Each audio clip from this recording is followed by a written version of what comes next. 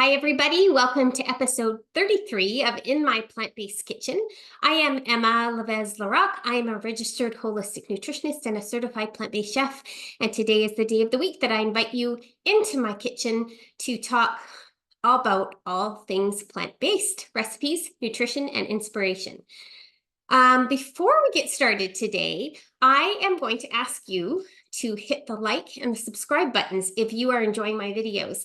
I always forget to do that at the end, and I'm told it's important, so I thought I'd get it out of the way first. Okay, let's get down to business.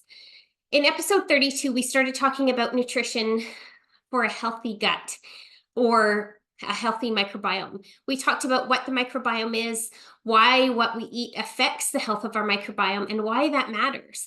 If you missed it and want that background information, do go ahead and check it out. I'll leave the link, the direct link below. But today we're going to focus on one of the key dietary components for a healthy gut, and that is fiber. What is fiber and why is it so important?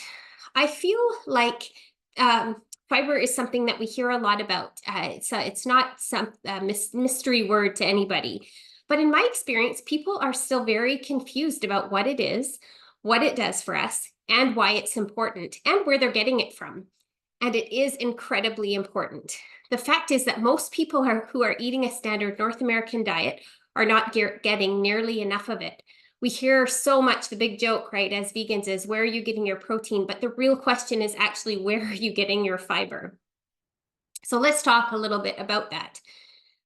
Fiber is a carbohydrate only found in plants. All plants contain fiber, but it's not all the same. There are many, many kinds of fiber found in nature. In fact, each plant has its own unique types of fiber, and each type of fiber feeds a different species of microbe. So to keep things manageable, we've categorized fiber into two broad categories, soluble and insoluble. Insoluble fiber is the kind that doesn't change when you put it in water. So think about a piece of celery or a piece of carrot. Those are, or the skin of an apple. Those are things that if you put them in water, they don't change very much. That's the roughage, the insoluble fiber. We eat it, it passes through the digestive system and heads out the other side relatively unchanged. It helps to move things along, it bulks up the stool and improves bowel health, all very important functions. But soluble fiber is the real superstar when it comes to the microbiome. It is also known as prebiotic fiber. Soluble fiber is food for the helpful microbes that live inside of us. We talked about this last week. What we eat is what they eat. When you consume plants that contain soluble fiber, it goes in the mouth, through the stomach, and the small intestine, basically unchanged. But when it gets to our colon, it is digested by our microbes. They have enzymes that make fiber digestible. And when we feed these helpful microbes fiber, it nourishes them to make them stronger. What's more, when they consume fiber, they reward us by releasing short-chain fatty acids, namely butyrate, acetate, and propionate. This is really important stuff because short-chain fatty acids have healing effects throughout the entire body. They are something you really want more of. So let me give you a few highlights. Short-chain fatty acids help to keep our protective gut lining healthy and intact and can reverse leaky gut when it has occurred. They are the energy source for our colon and directly prevent colon cancer. They optimize our immune system and get it working the way it's supposed to, which means preventing overactivity, which can result in autoimmune disease and allergic disease, but also make it strong enough to fight infections or prevent cancer. They help to increase the absorption of minerals from the colon, like vitamin K.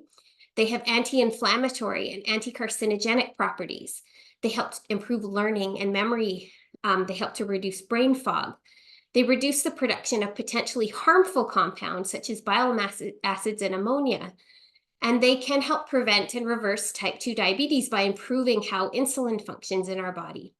They activate our satiety hormones, which help us to maintain or achieve a healthy weight. So these are just some of the things that short-chain fatty acids do for us, and some of the things that we want to help our microbes produce the short-chain fatty acids to do for us. And how do we do that? We eat a fiber-rich diet. So now that you've been blown away by all the amazing things that short-chain fatty acids do for us, let's talk about what soluble fiber-rich foods are that enable our healthy gut bacteria to create short-chain fatty acids. Really, this is where a healthy whole foods plant-based diet absolutely shine. As I mentioned before, only plants have fiber. There is no fiber in any animal products. The fiber for plants is like bones for animals. If you think about it that way, it's really easy to remember. So we need to eat a diet rich in plants in order to have a healthy microbiome, period. We will talk more about some of the specific foods like fermented foods and resistant starches, and also the importance of a diversity of plants in the diet in the next episode. But since we've been shining a light on soluble fiber today, let's go over a few foods that are particularly good sources of soluble fiber.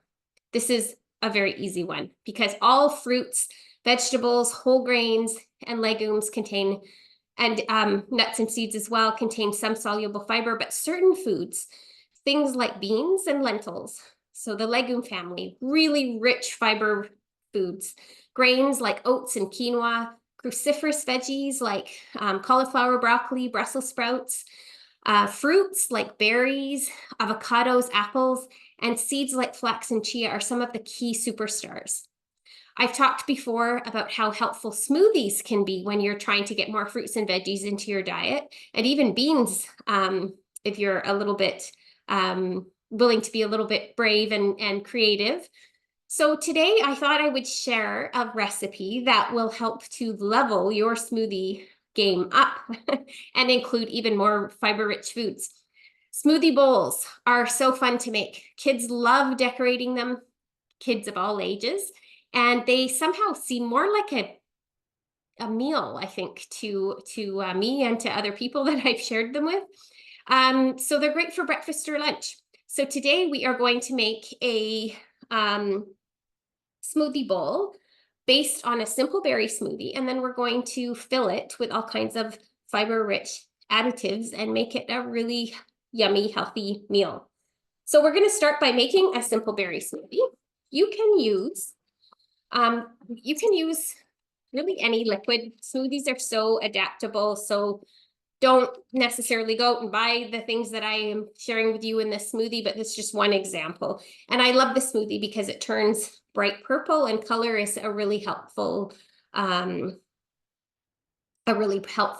when it comes to smoothies. So I'm going to use about a cup of any kind of plant-based milk is fine. I've got this almond milk here, but it's an unsweetened one, which is nice. We're going to use a handful of leafy greens. So actually, I'll put the stems in. A good way to use up the stems. And a little bit more. You can also use purple cabbage if you have some in this particular recipe, because again, it just enhances the color, and the color is so important. And really, the cabbage is not a strong, like it blends right in here. I am going to use a couple of tablespoons of chickpeas that I cooked up yesterday. And I am going to use a banana, a little bit of sweetness. So frozen blueberries, I have a cup of frozen blueberries. But if your blueberries are not overly sweet, which these ones are not overly sweet, you can add 1 or 2 dates, pitted dates. You're going to just add 1. And what you want to be aware of with the smoothie for a smoothie bowl is you want a little bit of a thicker consistency. I prefer a smoothie that is not too thick normally.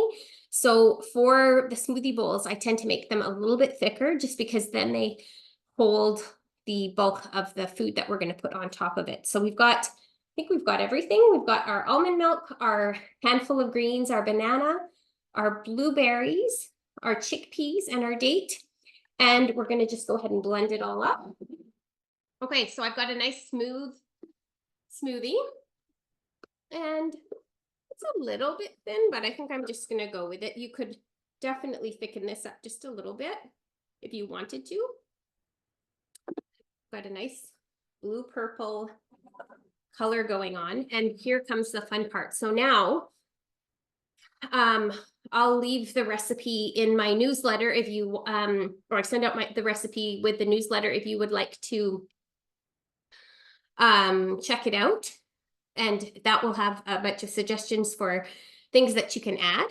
But really, this is where you can add a lot of really nice fiber-rich superstars. So if you have goji berries or, you know, dried fruit or granola or just some oats, some coconut, cacao nibs, pile on those antioxidants, pile on the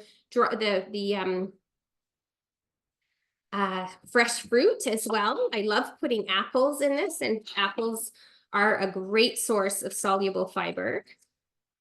So I'm just going to chop up a little bit of apple, and you can do this, get as creative as you want. Some people make this so beautiful, but what you kind of want to do is put enough fruit and food in there so that it kind of sits on the top, and then you get a nice design in the end. I tend to be pretty boring and just do mine in lines. But you can, like I said, if you're doing this with kids, super fun way to eat the rainbow, get a real diversity of fiber into your breakfast, and lots of loaded with fruits and vegetables. I've got a little bit of coconut here. I'm gonna put that down next to my apple. I've got some dried cranberries, which I'm going to add up next, line up next. I've got some granola that I made yesterday, and I'm going to put that in. It's probably a bit too much dried fruit, but oh well, that's okay. Some nice fresh granola. This homemade granola that I can also share the link for the recipe for. And right at the end, actually I have a little bit of wheat germ, but I'm not running out of room, and I want to put some hemp hearts in, so I'm going to go ahead and do that. My spoon. Stop here. I'm just going to add a little bit of those. They're super protein rich, lots of essential fatty acids. So we've got a little bit of everything. Look at that, it's beautiful. It's going to be delicious to eat. A great way to load your breakfast with not only antioxidant rich fruits and veggies, but also lots of soluble fiber superstars. So I hope you've enjoyed this episode. Subscribe to my newsletter below, send in a suggestion for a future topic or a question in through the form, and hit the subscribe and like buttons, and I'll see you next week. Thanks for joining me.